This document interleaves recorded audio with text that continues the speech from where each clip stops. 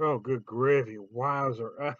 Hey, I just found this. Rye on Rye has been one of my favorite Boulevard beers for a long time from their Smokestack series. But this is a Rye on Rye. A triple rye, man. It's the rye trifecta, baby. So I'm going to read just a little bit from their website. Rye on Rye. Style, specialty grain beer.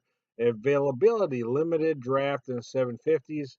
This is obviously is a 750. Oh gosh, the aroma is incredible. Inspired by the success of our X series of special Imperial Stout releases, we've embarked on a journey to the outer reaches of our popular Rye on Rye for this inaugural release. A rich tawny rye ale is aged in first use rye whiskey barrels, then transferred to yet another set of first use rye whiskey barrels for a second aging. Oh, okay, so then you get that second dose, resulting in rye on rye. So 14.6%, 33 IBUs. Other notes from their website: aroma.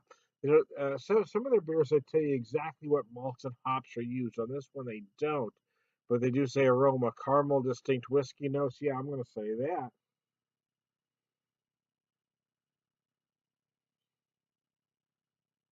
Very deep whiskey notes, in fact. Malt, bread crust, caramel toffee, hops little to no aroma and flavor. Yeah, okay, yeah, it's all whiskey. Balances malt and whiskey, body is full. Okay. So let's just go to the beer now. So basically, what they're telling you is the hops in this particular beer are inconsequential. You feel the whiskey, man. You feel the rye barrel notes. That's what you feel. You feel a bit of spiciness. You feel a little sweetness. I mean, the notes that you're going to get from rye whiskey.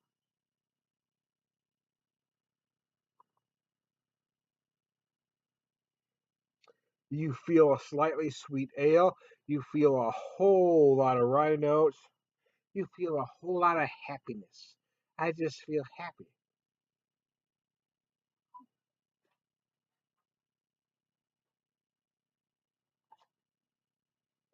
Oh, damnation, that is good.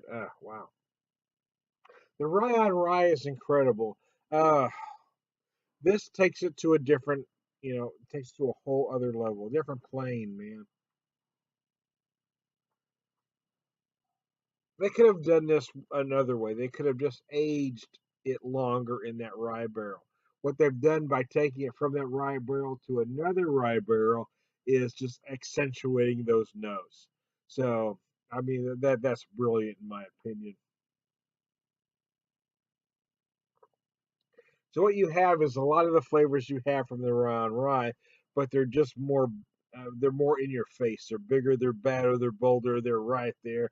They're you know, wow, that's freaking brilliant. If you like a whiskey barrel beer, you're gonna love this. If you don't like a whiskey barrel beer, this isn't gonna be your convert because this particular beer is all about the whiskey.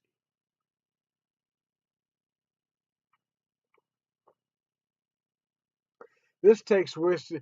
This Th- th- This is a message to all whiskey barrel brewers that I am here. I'm the biggest, baddest mama jamma on the block, man. Oh, damn, this thing is brilliant. So, a little bit of sweetness.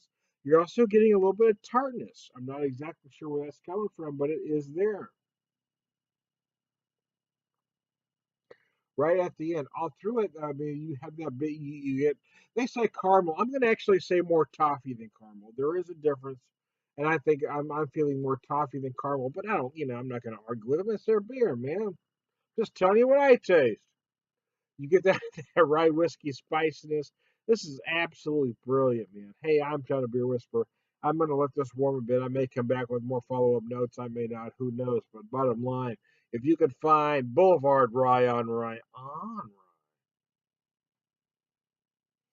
I mean, the only thing that might make this beer better is if is if it was a rye on rye Reuben. It has some sauerkraut and corned beef notes. I mean, I don't know. I'm just saying it's coming to St. Patrick's Day.